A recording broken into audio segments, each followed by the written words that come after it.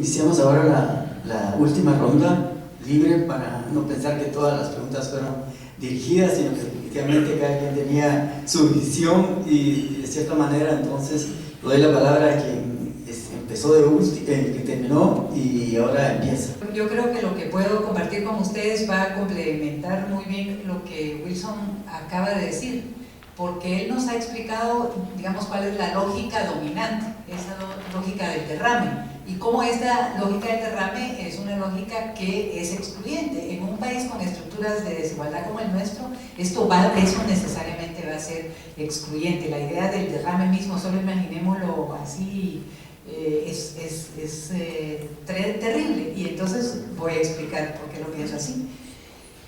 En un país con el nivel de desigualdad que tiene el nuestro, uno pensaría que la principal preocupación de la política pública debería ser sus hogares más pobres. Son los hogares más pobres de la sociedad los que deberían ser la preocupación fundamental de la política pública. Y entonces, en el centro de la política pública debería estar la pregunta sobre cómo les está yendo a esos hogares más pobres. Lo que estoy haciendo para que su situación mejore, ¿ha tenido éxito o no? Esa debería ser la vara con que mido cómo va la política pública. No esperando el derrame, y como el derrame no se dio, pero es que el problema es que no se creció suficiente. Pero eso quiere decir que más de la mitad de nuestros compatriotas pueden estar destinados a nacer, crecer y morir en la sobrevivencia, en el apenas vivir, en el vivir muriendo, como dicen algunos. Y eso está bien porque el asunto es que no crecimos suficiente. Esa sería, digamos, la respuesta a esta lógica. Entonces, la búsqueda desde mi punto de vista sería, en el centro de esa política pública debe estar la pregunta sobre esos hogares más pobres, esos hogares que apenas sobreviven, y deberíamos entonces preguntar si diseñamos políticas capaces de responder a esa pregunta sin que tengamos necesidad de ruborizarnos. Y a mí me llama la atención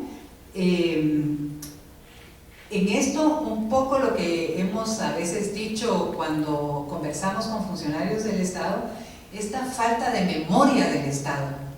El Estado es un desmemoriado y entonces no recuerda que las conversaciones que ha sostenido con las organizaciones sociales han sido largas y han sido a lo largo de muchísimo tiempo. Pero también hoy, con la exposición relacionada con la política energética, veo también que este tema de la leña, la menciono porque ustedes saben que es la fuente de energía para más de la mitad de nuestros compatriotas. La leña estaba olvidada, nos dice el viceministro. Se había olvidado y no se había puesto en nuestra visión de la energía. Pero bueno, ahí hay un olvido y entonces el Estado es olvidadizo. Pero peor aún, en los años 80, como mínimo en los años 80, puede ser incluso anterior a eso, pero a mí me consta, del año 1980, en toda Centroamérica se hizo un estudio cuidadoso sobre leña, y el estudio se llamó así, Leña y Fuentes Alternas de Energía, 1980, leña y fuentes alternas de energía. Los ministerios y las direcciones de energía tenían información de balances energéticos donde había la información sobre leña y biomasa. Y si bien es cierto, esta es la fuente principal de energía para los hogares más pobres, esos que deberían estar en el centro de nuestras preocupaciones, y que aquí aparecieron mencionados solo una vez como personas, con ciudadanos a los que debemos enseñarles. No tenemos nada que aprender de ellos, tenemos que enseñarles. Esa información ya estaba ahí, pero además no siempre era la principal razón de la depredación de los bosques, como escuchamos hoy. Entonces habría que revisar eso y habría que preguntarse sobre la memoria del Estado, porque este no es un tema personal, no es un tema del viceministro que nos expone, es un tema de la memoria del Estado, es un tema que quizá tiene que ver con algo que mencionó Renzo, el funcionariado, las capacidades que tiene Guatemala como Estado para no olvidar estos asuntos. y para entonces poder producir una política pública que pueda responder a la pregunta que yo hacía al principio. ¿Cómo están afectando las políticas públicas a esos hogares más pobres? Y yo quiero terminar aquí con algo que me parece que sí es muy importante y que puede darle la vuelta a nuestros libros de economía. Yo sí tengo que confesar que soy economista, pero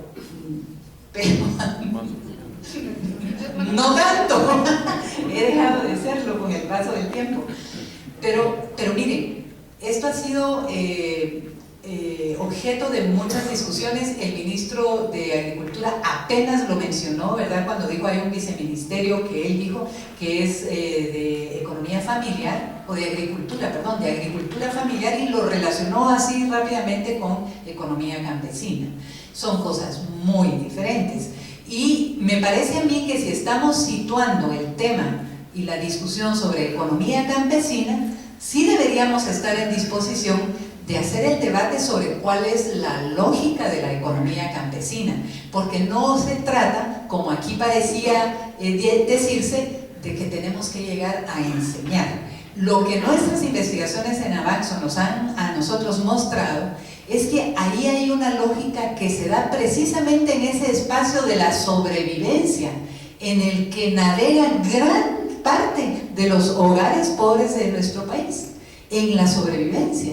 Y ahí hay unas lógicas y unas estrategias que vale la pena estudiar, que vale la pena aprender de ellas para ver si pueden orientar, si pueden inspirar, si pueden hacerle preguntas a las decisiones de política pública que se hacen en nuestro país.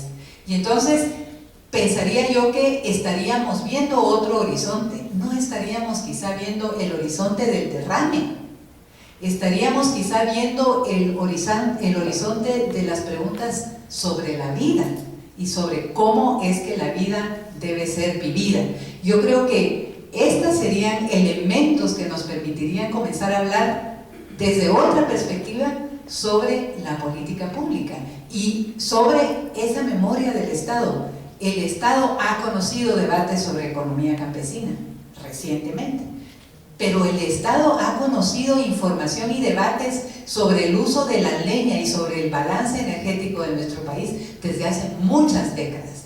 Esto no es novedoso y ahora vemos fotos de estufas mejoradas. Las estufas mejoradas existen en nuestro país hace décadas, y no solo de tecnologías importadas, sino de tecnologías producidas y diseñadas en nuestro país, que pueden ser evaluadas, que pueden ser utilizadas, que pueden ser parte de una política pública, pero no hay interés en eso. Lo que sí hay interés es luego en señalar que la depredación de los bosques se da porque se cocina con leña. Señores, ¿cómo si no así? Si nosotros hemos visto en el campo quemarse mesas y sillas de la casa para poder cocinar, postes de los cercos de las parcelas para poder cocinar.